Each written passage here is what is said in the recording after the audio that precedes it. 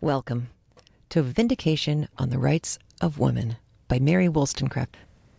This is a Craftlit production, and what that means is that I, Heather Ordover, will be taking you through the text with my own sometimes annotated audio notes and sometimes annotated on the screen notes so that you can just listen. I've also included the actual text from the book on the screen as well. That way, if you are watching the screen, you are reading it with me. Some things to know before we start.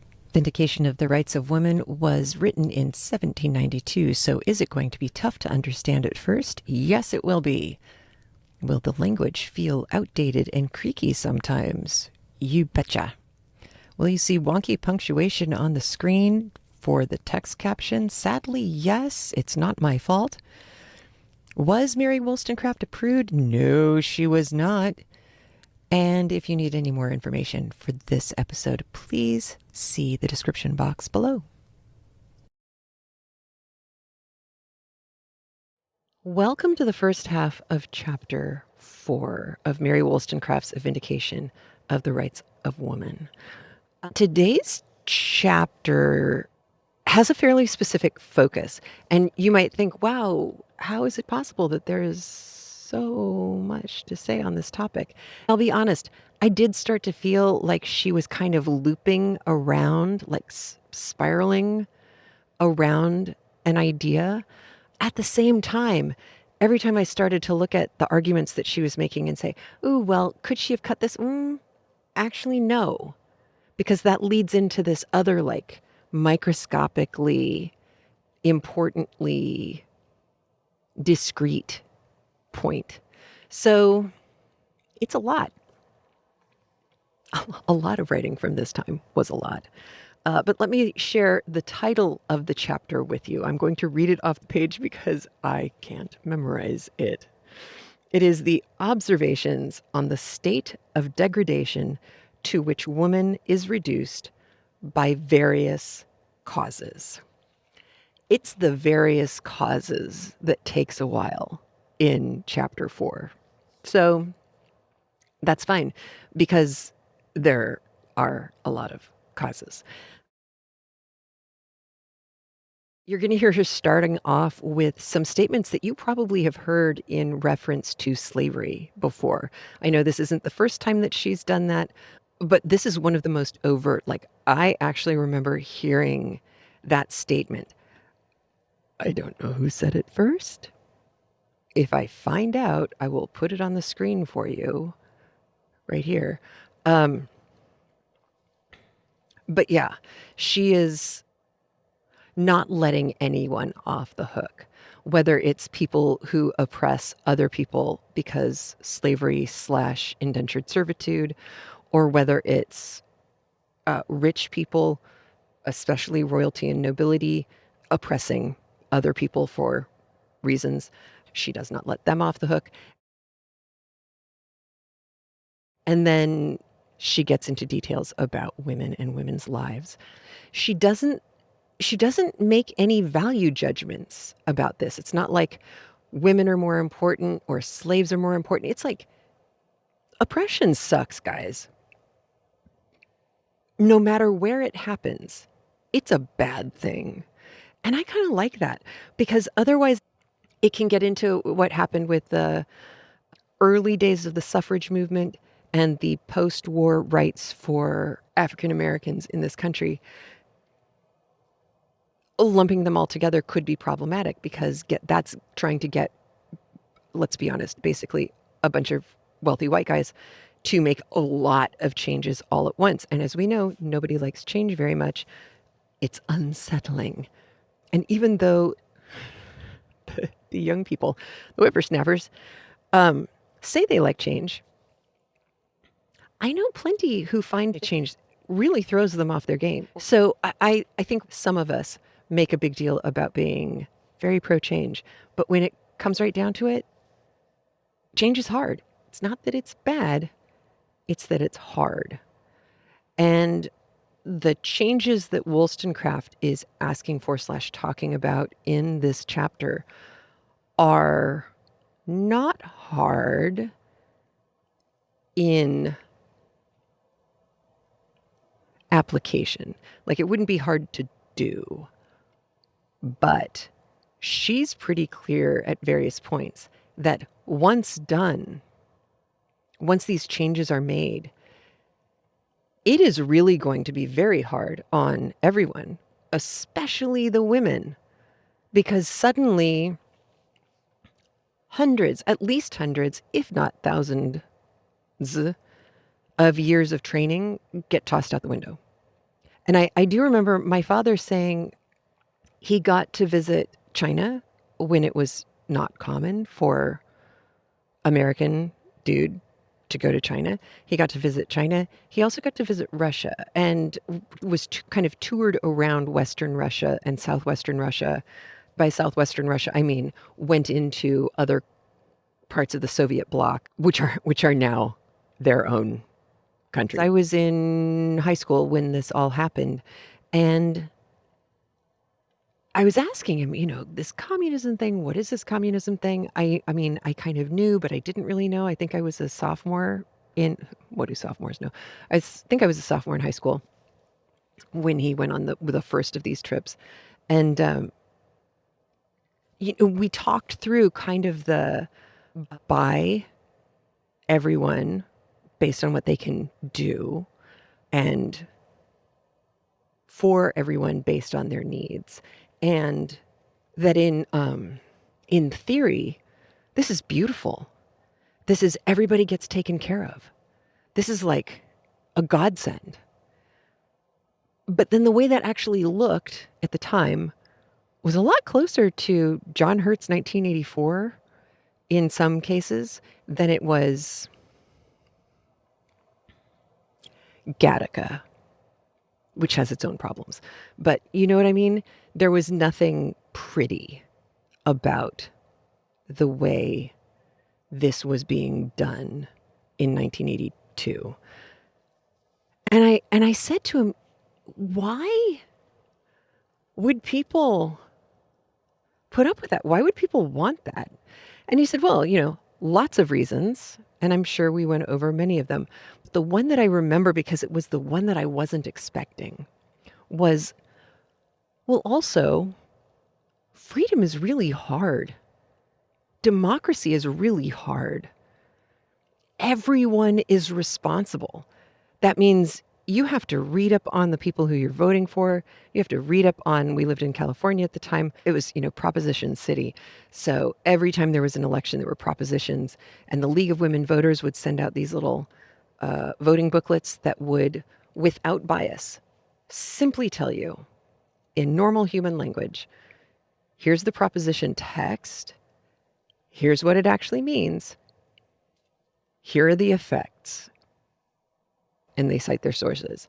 They were able to catch things that were using manipulative language, like calling a Clean Air Act, when in fact it's going to be an act that allows more burning of fossil fuels, that kind of thing. The League of Women Voters, they're still out there. I think it's Vote 411 is the website where you can get a hold of their breakdowns of voting information. Anyway, that whole idea of it's really hard to maintain what we've got seems very timely, but it also fits Wollstonecraft's points that she makes. She is under no illusion that if women suddenly were treated the way that she wants to see them treated, most women would have a really hard time. Most women, honest to God, would hate it and not necessarily see the benefits. And of course, it's not like she could release a YouTube video that could go viral that could help everybody understand. No. Here's why this is really good. All she had access to was a quill pen and some paper. Later, after we're done with the book, I will share some of the feedback that Mary Wollstonecraft received from men who read her book in published writing, their feedback. And yeah, it was not pretty. It was not unexpected either, but it was not pretty. One of her first points is that women, and I think actually Malcolm X said this in his autobiography, women and people who are oppressed are routinely taught to scorn freedoms that you don't have access to. You'll hear this right at the beginning of today's chapter. She's going to go off on education that focuses on very shallow skills, physical appearance, over reasoning or over understanding, and that this is kind of a false education. And it forces women to be dependent on men, which keeps them in kind of a childlike state. Like children are absolutely dependent on the adults in their life to feed them, clothe them, take care of them. Not to say that we haven't seen, especially in Dickens, examples of very young children taking care of themselves. It's not fun for those kids if they live so long as to grow up and be adult people. Broken people break people. It's not a great cycle. So this idea of women being kept in a childlike, not childish, not like, oh, that's so funny. Not that necessarily, but childlike dependent state is definitely part of her thesis. Again, she is going to go back to the fact that reason and virtue, these are the two most important things. And that reason, if women aren't allowed an opportunity to grow their ability to reason, it is going to put them into a position where the only thing they can do is access their feelings and emotions and sub those in as rationality. And that can be problematic. That's like if you've ever known in the modern era, women, guys too, but people who seem to thrive on drama. It would be interesting to take a step back and go, okay, on the continuum of growing up situations that Mary Wollstonecraft talks about, where do these people fall? These people who seem to be addicted to drama in their lives. Not people who attract it. There are also people who it's just like weird stuff happens to them and it doesn't seem like it's their fault. I'm not talking about that. I'm talking about the people who seem to, if there is no drama, they'll create it. It'd be interesting to know. I look forward to hearing what you have to say as well on that subject. She will, in this chapter, talk a lot about women's power. When she talks about women's power, you know where she's going. She's going where she's gone in previous chapters. She's talking about the kind of power that women are allowed, which is basically seductive power. And I guess, I mean, just to be totally crass about it, if guys are going to think with their zippers, then it is kind of a power. It's not pretty to think about, and she is certainly not interested in that kind of power. She's not interested in exhibiting that kind of power herself. But she is very clear about how women are set up to only see that as their only power. And that it also means that they're reliant not just on society's approval, but very specifically on the approval of men. It goes way beyond just, how do I look in this? To which there's only one good response: fabulous. One of the other things that she says, which I love because it absolutely goes along with how I believe education works, is she really does feel that the gaining of virtue and also the gaining of the ability to reason comes from facing challenges. So children, as they're growing up, if they don't have to struggle, if they don't have to solve problems on their own, if they don't sometimes have not great things happen to them, it prevents them from gaining the kind of mental fortitude that they need to be good adults, or in her case, really be moral people. Wollstonecraft, of course, is very focused on morality and reason and virtue and morality are two sides of the same coin. In today's chapter, she does not let rich people off the hook at all. She is, once again, brutal. She really has no F's left to give when it comes to the rich. She also seems to predict the French Revolution at one point when she's talking about kind of class warfare differences, things like that. It's hard to look back on writing that's contemporaneous for a time period like this and to know, like, we know what's coming. So our view of their writing is going to be tainted by that. At the same time, it's hard to tease apart, like, who really did see this coming? Who was it who identified, like, this point in time, this thing that happened is a problem, and it's going to be a bigger problem very soon.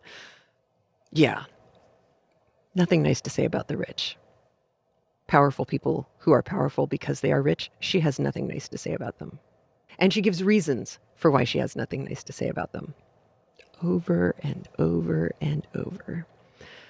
She doesn't talk about it quite so much in this chapter as she has in previous chapters, but the idea that if you're very sensitive, if you're very emotionally fragile, and if everything is like emotion and drama, that's unstable and almost untenable. Like, you can't really keep that up forever. And that's not good for kids or other people around you. That's just not a great way to do life, according to her. And you can really start to see what she's talking about with the examples that she gives. Her idea of an equal education, she's not necessarily talking about women learning all the same Greek and Latin and exactly the same books.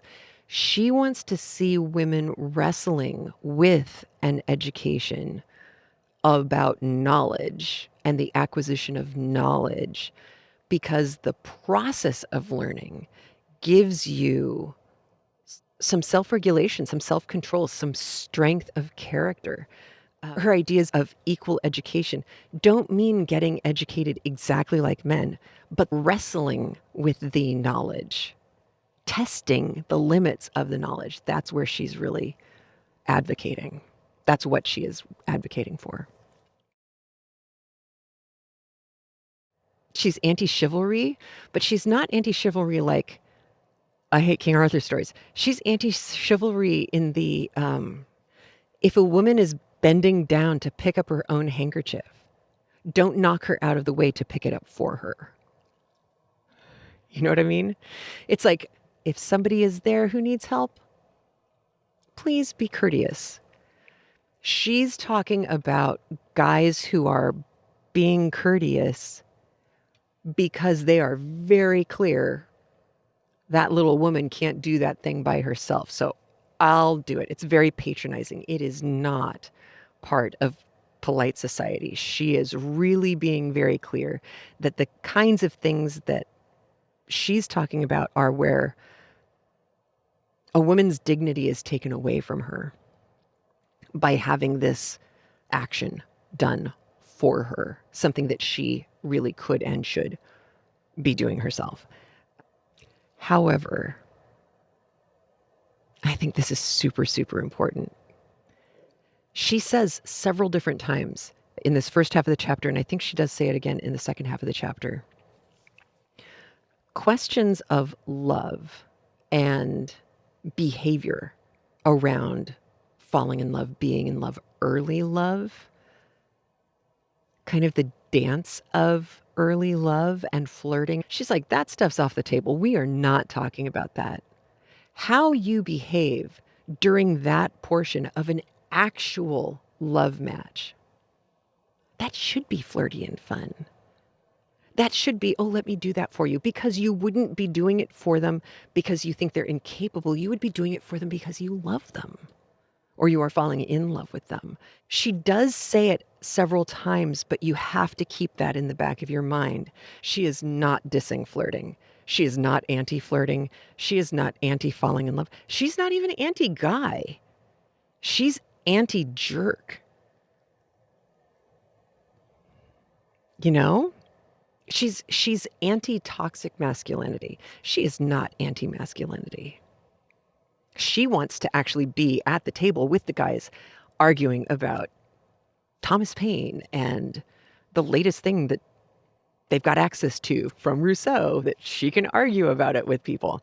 She just wants to be at the table with the big books, with the guys who have also been educated in a way that would allow them to wrestle with these ideas.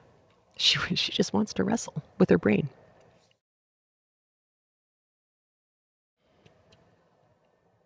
It's a hard chapter. I'm not going to lie. I've tried to put things on the screen to make you laugh or at least go, oh, Heather, cringe. Um, it's a hard chapter. Second half, it is a little better, but also still hard. But that will come after this one. So here we go with the first half of Mary Wollstonecraft's A Vindication on the Rights of Women. Chapter 4.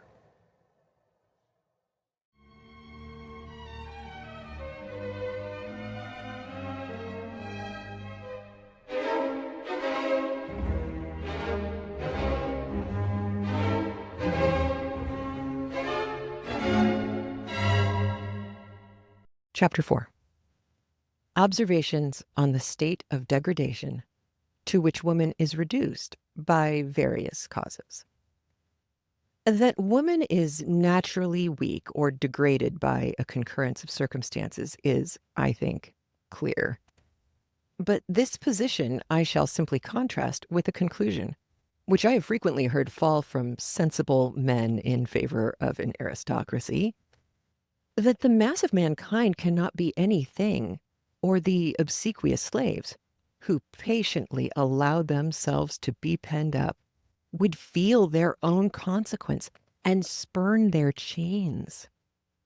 Men, they further observe, submit everywhere to oppression, when they have only to lift up their heads to throw off the yoke.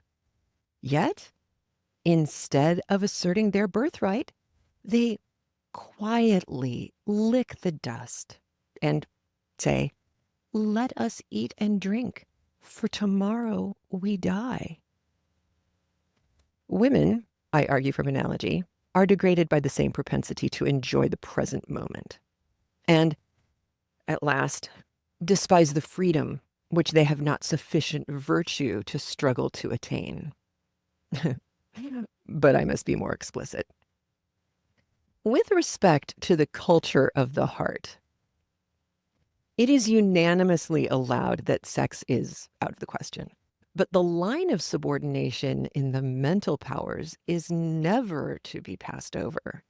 Only absolute in loveliness, the portion of rationality granted to woman, is indeed very scanty. For denying her genius and judgment, it is scarcely possible to divine what remains to characterize intellect.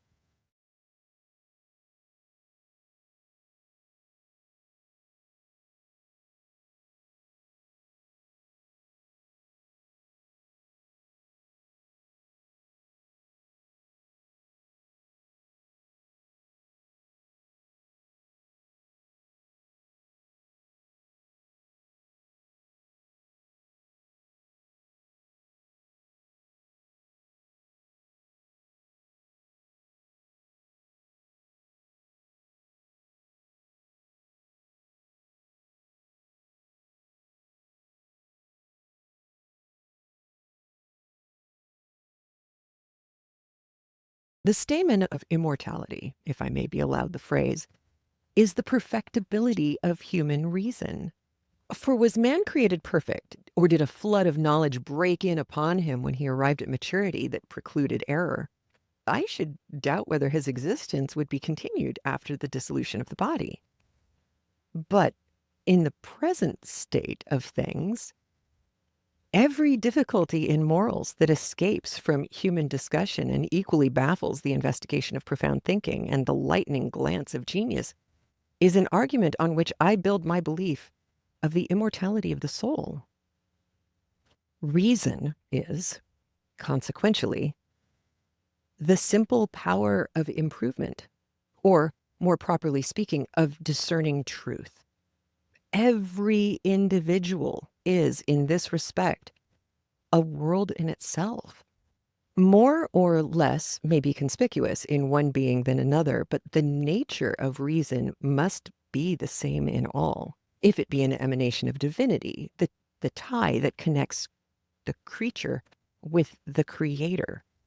For can that soul be stamped with the heavenly image that is not perfected by the exercise of its own reason?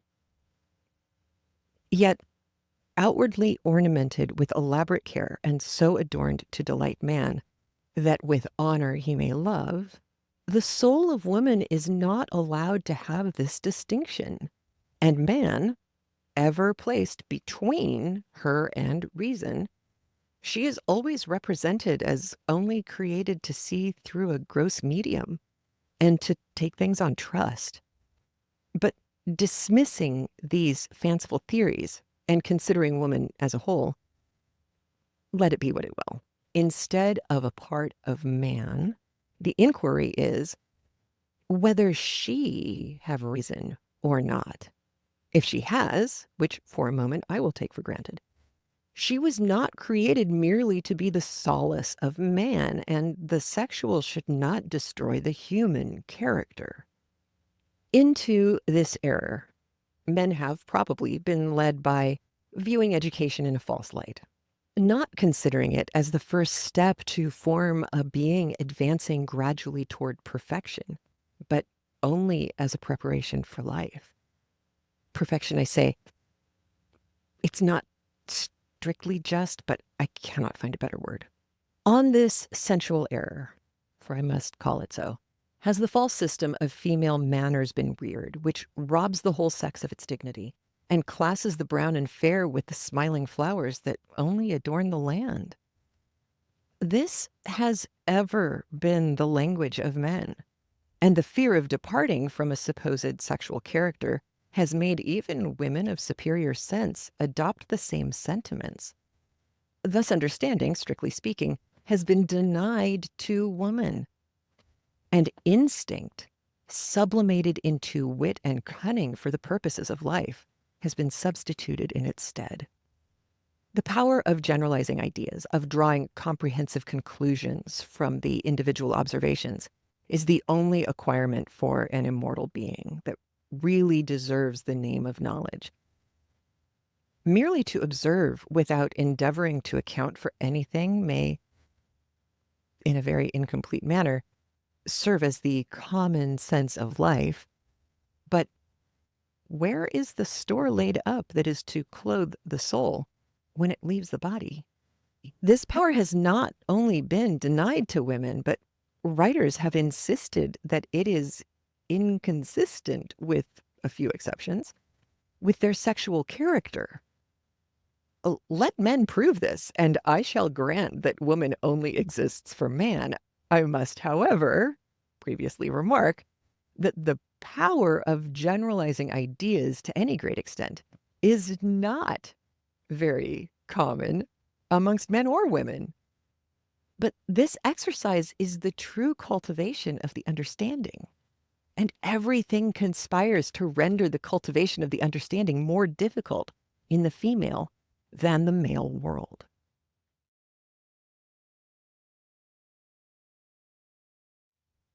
I am naturally led by this assertion to the main subject of the present chapter, and shall now attempt to point out some of the causes that degrade the sex and prevent women from generalizing their observations.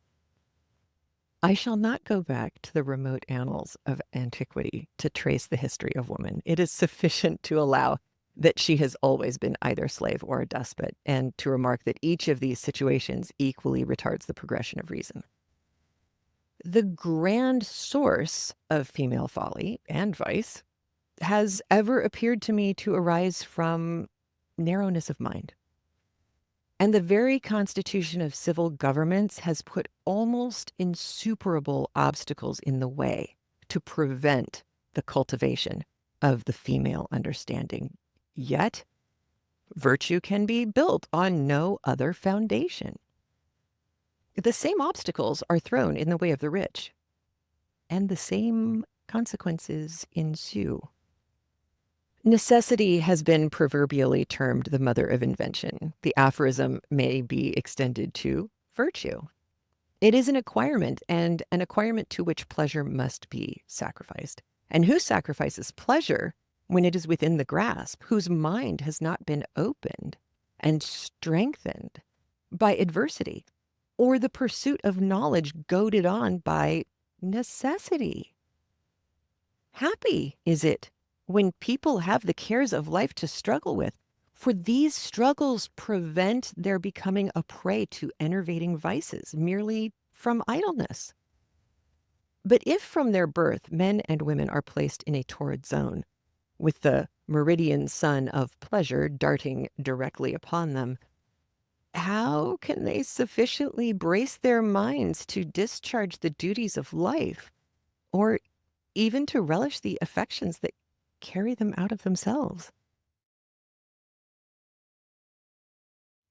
Pleasure is the business of a woman's life according to the present modification of society, and while it continues to be so, little can be expected from such weak beings. Inheriting, in a lineal descent from the first fair defect in nature, the sovereignty of beauty, they have, to maintain their power, resigned their natural rights, which the exercise of reason might have procured them, and chosen rather to be short-lived queens than labor to attain the sober pleasures that arise from equality. Exalted by their inferiority, that sounds like a contradiction, they constantly demand homage as women, though experience should teach them that the men who pride themselves upon paying this arbitrary, insolent respect to the sex with the most scrupulous exactness are most inclined to tyrannize over and despise the very weakness they cherish. Often do they repeat Mr. Hume's sentiments when comparing the French and Athenian character. He alludes to women, but what is more singular in this whimsical nation, I say to the Athenians, is that a frolic of yours during the Saturnalia, when the slaves are served by their masters, is seriously continued by them through the whole year and through the whole course of their lives, accompanied too with some circumstances which still further augment the absurdity and ridicule. Your sport only elevates for a few days those whom fortune has thrown down, and whom she too in sport may really elevate forever above you. But this nation gravely exalts those whom nature has subjected to them, and whose inferiority and infirmities are absolutely incurable. The women, though without virtue, are their masters and sovereigns. Why do women, I write with affectionate solicitude, condescend to receive a degree of attention and respect from strangers different from that reciprocation of civility which the dictates of humanity and politeness of a civilization authorize between man and man? And why do they not discover when, in the noon of beauty's power, that they are treated like queens only to be deluded by hollow respect till they are led to resign, or not assume, their natural prerogatives? Confined then in cages, like the feathered race, they have nothing to do but plume themselves and stalk with mock majesty from perch to perch. It is true, they are provided with food and raiment, for which they neither toil nor spin, but health, liberty, and virtue are given in exchange. But where amongst mankind has been found sufficient strength of mind to enable a being to resign these advantageous prerogatives, one who, rising with the calm dignity of reason above opinion, dared to be proud of the privileges inherent in man. And it is vain to expect it, whilst hereditary power chokes the affections and nips reason in the bud. The passions of men have thus placed women on thrones, and till mankind become more reasonable, it is to be feared that women will avail themselves of the power which they attain with the least exertion, and which is the most indisputable. They will smile, yes. They will smile, though told that in beauty's empire is no mean, and woman, either slave or queen, is quickly scorned when not adored. But the adoration comes first, and the scorn is not anticipated. Louis XIV, in particular, spread facetious manners and caught in a specious way the whole nation in his toils. For establishing an artful chain of despotism, he made it the interest of the people at large, individually, to respect his station and support his power. And women, whom he flattered by a puerile attention to the whole sex, obtained in his reign that prince-like distinction so fatal to reason and virtue.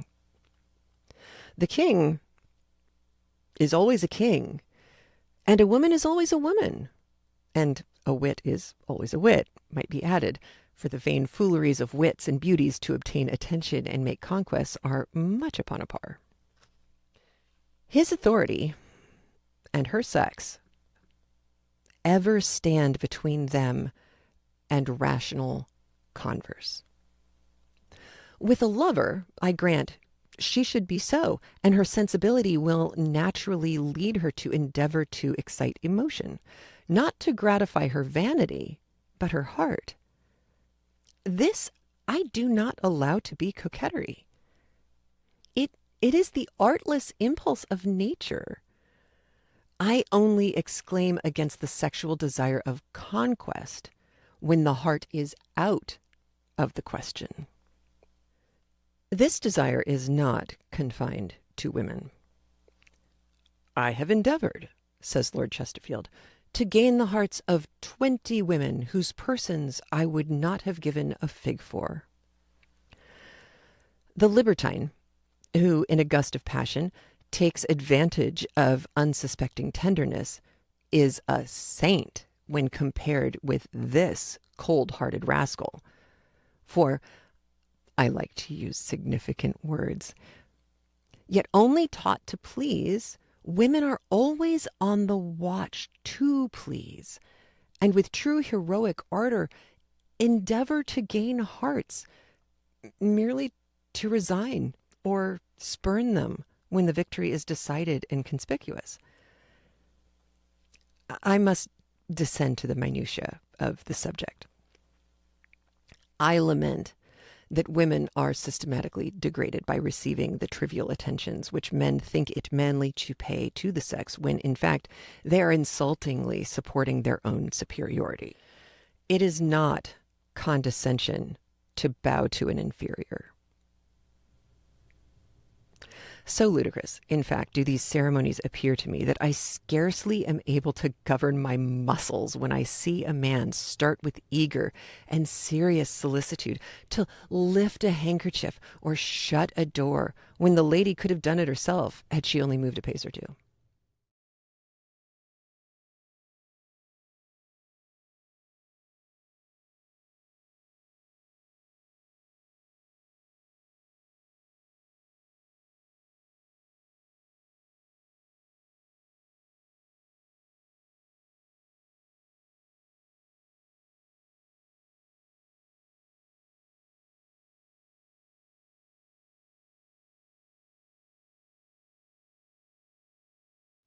A wild wish has just flown from my heart to my head, and I will not stifle it, though it may excite a horse laugh.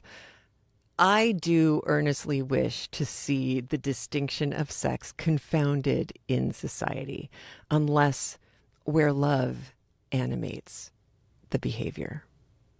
For this distinction is, I am firmly persuaded, the foundation of the weakness of character ascribed to woman, is the cause why the understanding is neglected, whilst accomplishments are acquired with sedulous care. And the same cause accounts for their preferring the graceful before the heroic virtues. Mankind, including every description, wish to be loved and respected for something, and the common herd will always take the nearest road to the completion of their wishes. The respect paid to wealth and beauty is the most certain and unequivocal, and of course will always attract the vulgar eye of common minds. Abilities and virtues are absolutely necessary to raise men from the middle rank of life into notice, and the natural consequence is notorious. The middle rank contains most virtues and abilities. Men have thus, in one station at least, an opportunity of exerting themselves with dignity and of rising by the exertions which really improve a rational creature. But the whole female sex are, till their character is formed, in the same condition as the rich. For they are born, I now speak of a state of civilization, with certain sexual privileges, and whilst they are gratuitously granted them, few will ever think of works of supererogation to obtain the esteem of a small number of superior people. When do we hear of women who, starting out of obscurity, boldly claim respect on account of their great abilities or daring virtues? Where are they to be found? To be observed, to be attended to be taken notice of with sympathy, complacency, and approbation, are all the advantages which they seek.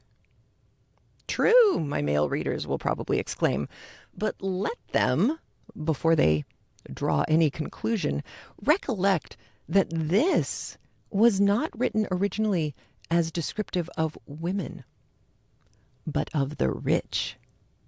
In Dr. Smith's theory of moral sentiments, I have found a general character of people of rank and fortune that, in my opinion, might, with the greatest propriety, be applied to the female sex. I refer the sagacious reader to the whole comparison, but must be allowed to quote a passage to enforce an argument that I mean to insist on as the one most conclusive against a sexual character.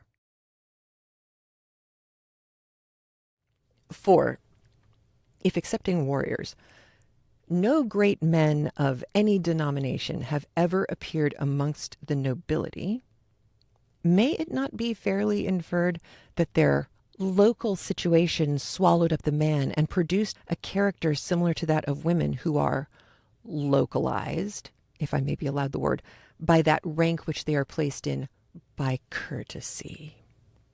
Women, commonly called ladies, are not to be contradicted in company, are not allowed to exert any manual strength, and from them the negative virtues are only expected, when any virtues are expected: patience, docility, good humor, and flexibility, virtues incompatible with any vigorous exertion of intellect.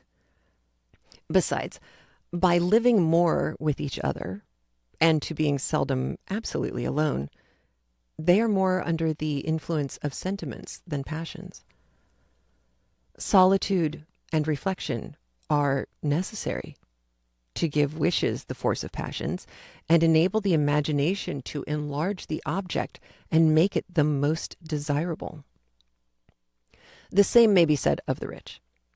They do not sufficiently deal in general ideas collected by impassioned thinking or calm investigation to acquire that strength of character on which great resolves are built, but Hear what an acute observer says of the great.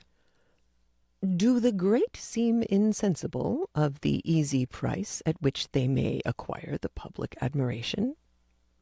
Do they seem to imagine that to them, as to other men, it must be the purchase either of sweat or of blood?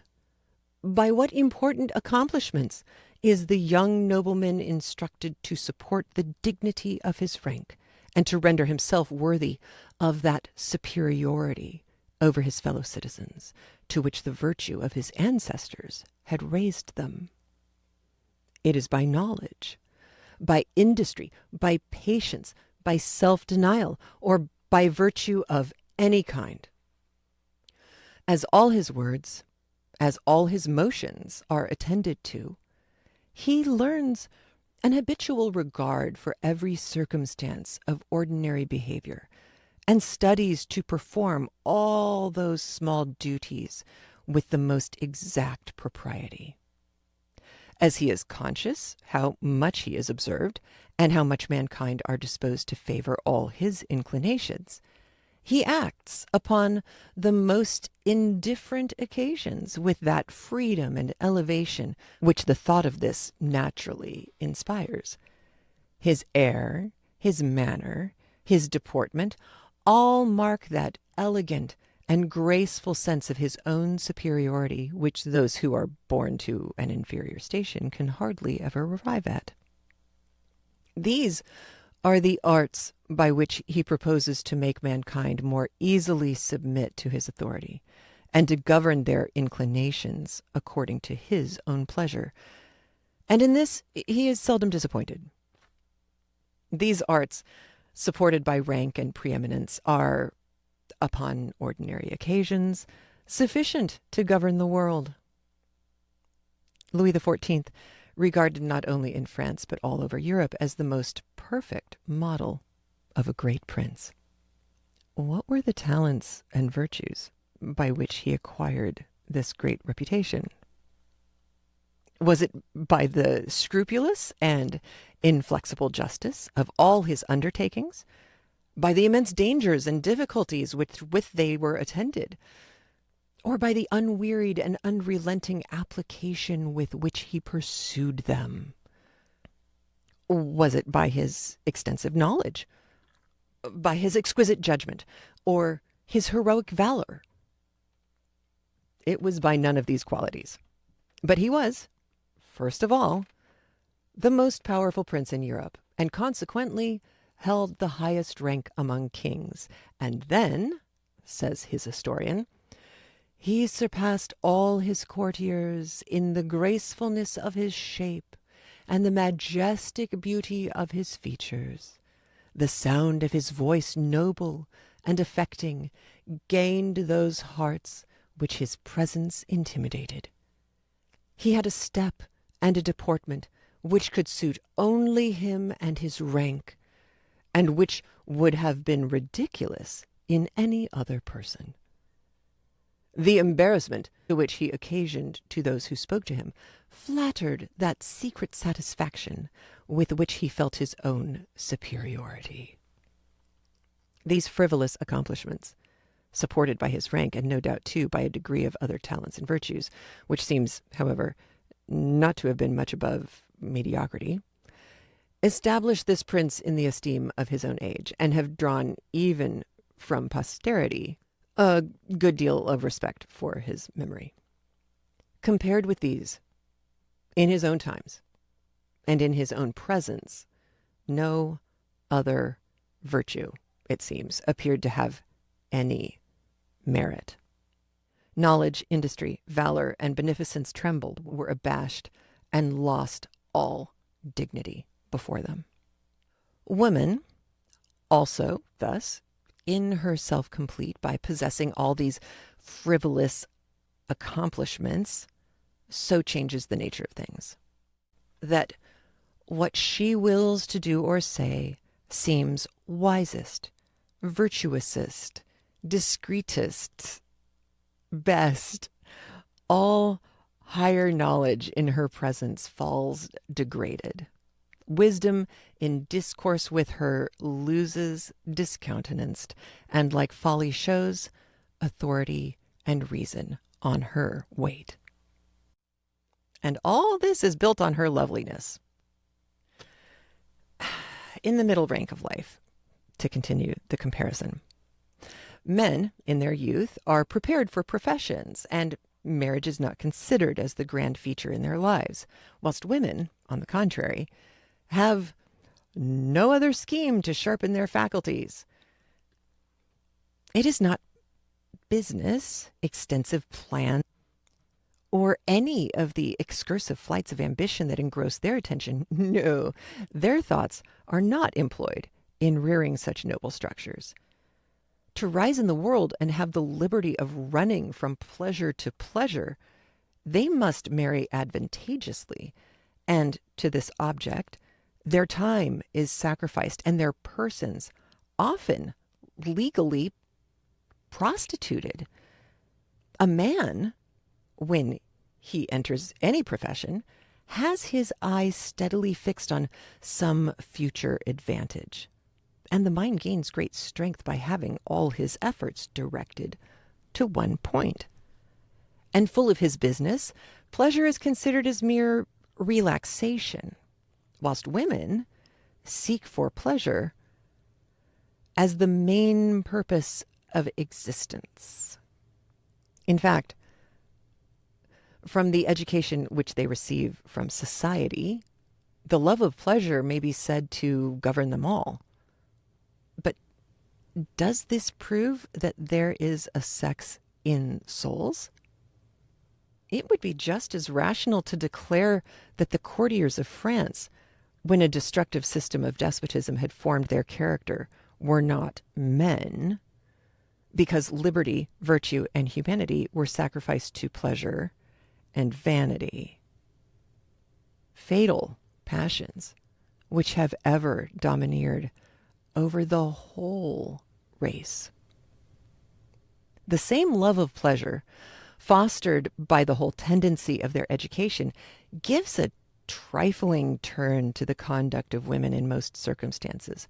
For instance, they are ever anxious about secondary things and on the watch for adventures instead of being occupied by duties. A man, when he undertakes a journey, has in general the end in view. A woman thinks more of the incidental occurrences, the strange things that may possibly occur on the road, the impression that she may make on her fellow travelers, and above all, she is anxiously intent on the care of the finery that she carries with her, which is more than ever a part of herself when going to figure on a new scene, when, to use an apt French turn of expression, she is going to produce a sensation. Can dignity of mind exist with such trivial cares? In short, women, in general, as well as the rich of both sexes, have acquired all the follies and vices of civilization and missed the useful fruit.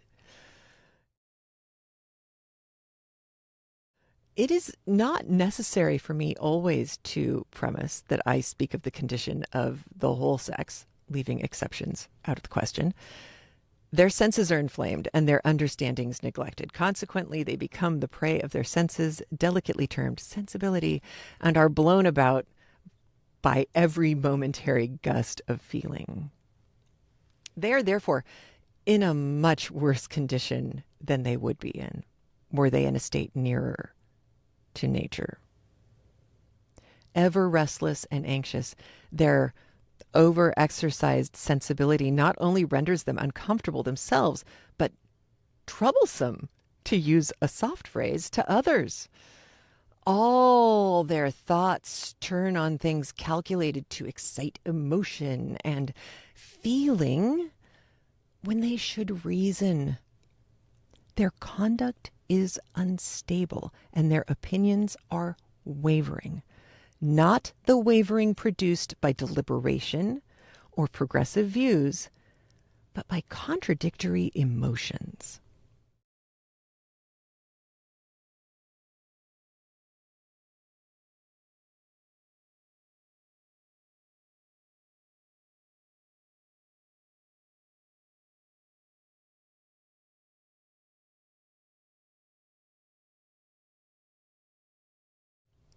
By fits and starts, they are warm in many pursuits, yet this warmth, never concentrated into perseverance, soon exhausts itself. Exhaled by its own heat or meeting with some other fleeting passion, to which reason has never given any specific gravity, neutrality ensues. Miserable indeed must be the being whose cultivation of mind has only tended to inflame its passions. A distinction should be made between inflaming and strengthening them. The passions, thus pampered, whilst the judgment is left unformed, what can be expected to ensue? Undoubtedly a mixture of madness and folly. This observation should not be confined to the fair sex. However, at present, I only mean to apply it to them. Novels, music, poetry, and gallantry all tend to make women the creatures of sensation. And their character is thus formed during the time they are acquiring accomplishments.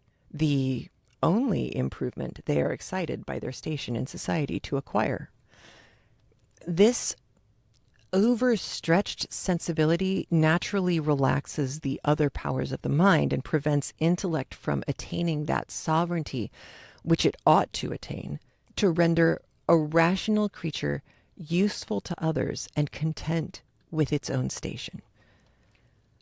For the exercise of the understanding as life advances is the only method pointed out by nature to calm the passions.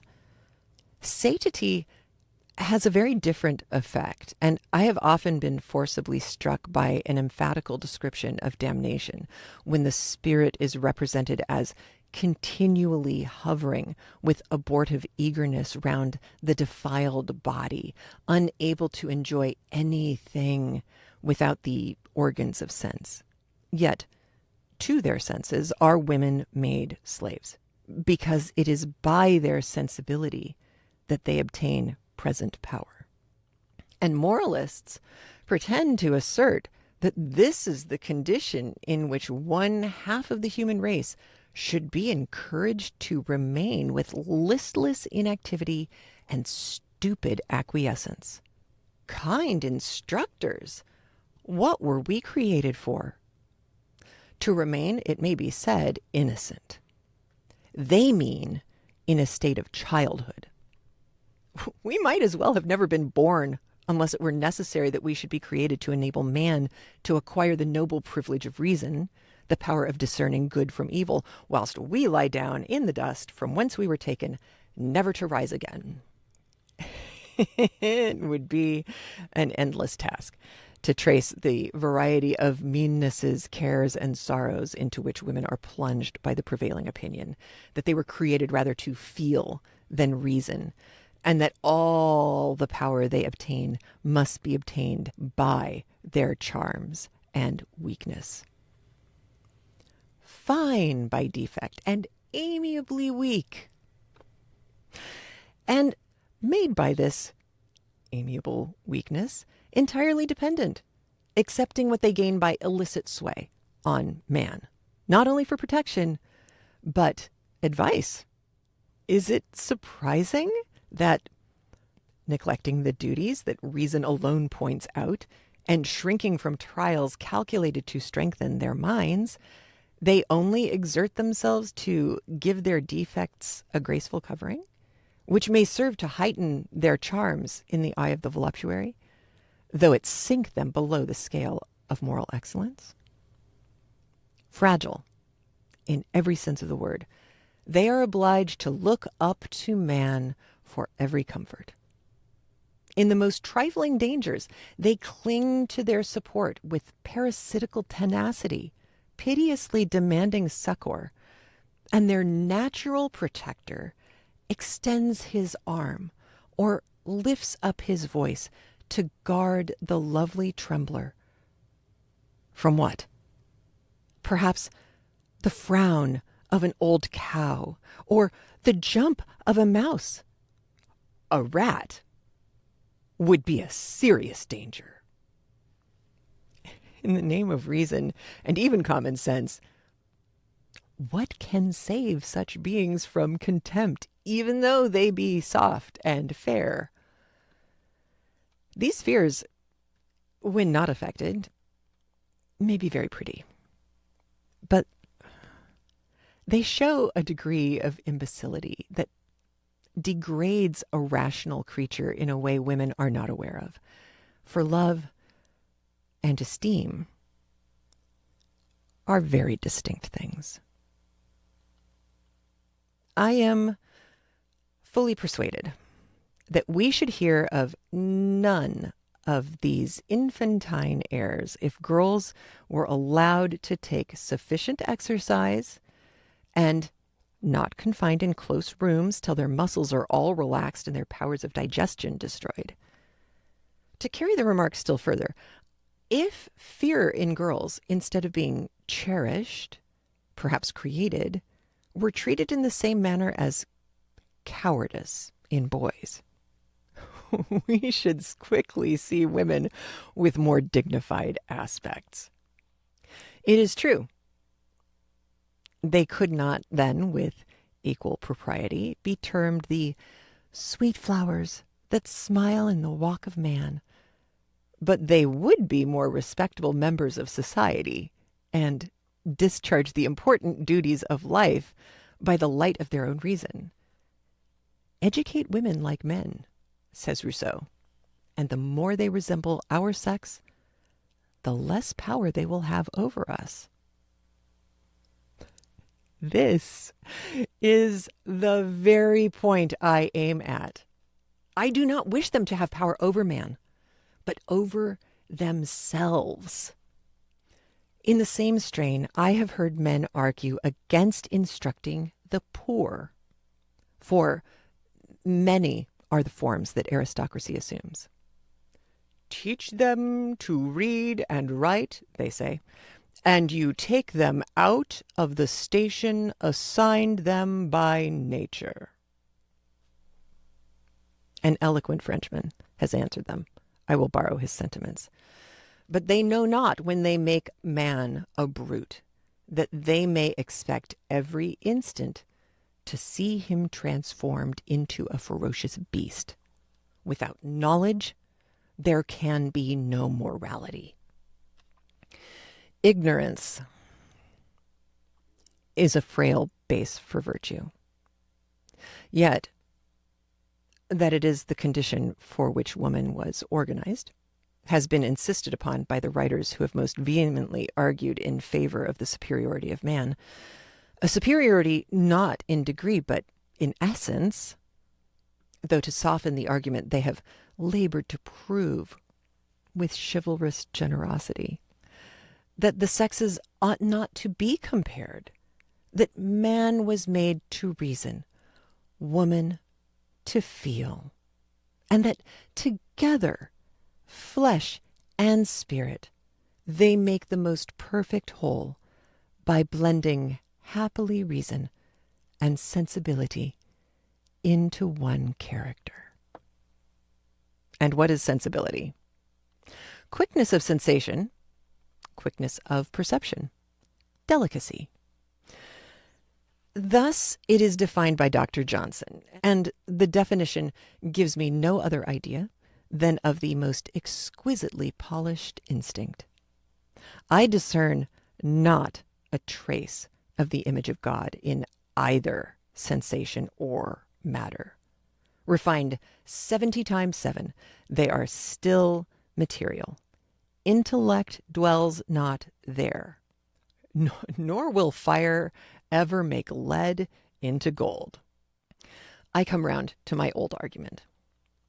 If woman be allowed to have an immortal soul, she must have, as the employment of life, an understanding to improve. And when, to render the present state more complete, though everything proves it to be but a fraction of a mighty sum, she is incited by present gratification to forget her grand destination. Nature is counteracted. Or she was born only to procreate and rot. Or, granting brutes of every description a soul, though not a reasonable one, the exercise of instinct and sensibility may be the step which they are to take in this life towards the attainment of reason in the next, so that through all eternity they will lag behind man, who, why we cannot tell, had the power given him of attaining reason in his first mode of existence. If you enjoy what we do here on Craftlit, please don't forget to like and subscribe on iTunes. Give us a thumbs up and hit that subscribe button on YouTube. You can also support the show by subscribing to the Craftlit app premium feed. You can check the link below for details. Your support helps keep Craftlit going strong, and we've got plenty of ways for you to get involved now. If you want more perks, you can head over to Patreon at patreon.com/Craftlit and become a patron of this art.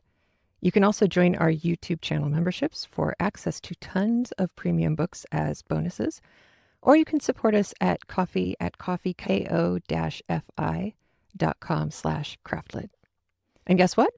We've just relaunched our premium memberships over on craftlit.com. Go to craftlit.com/premium and check out all of the details there. Link is below as well. For a one-stop shop to all things Craftlit, please visit Linktree at linktr.ee/Craftlit channel. This is your go-to hub for all of our social media and more. They're all listed there for you. And I keep forgetting to mention, come join our Facebook group. It is full of the kindest, most creative makers and readers, and even some people who never really used to read. We've got them now.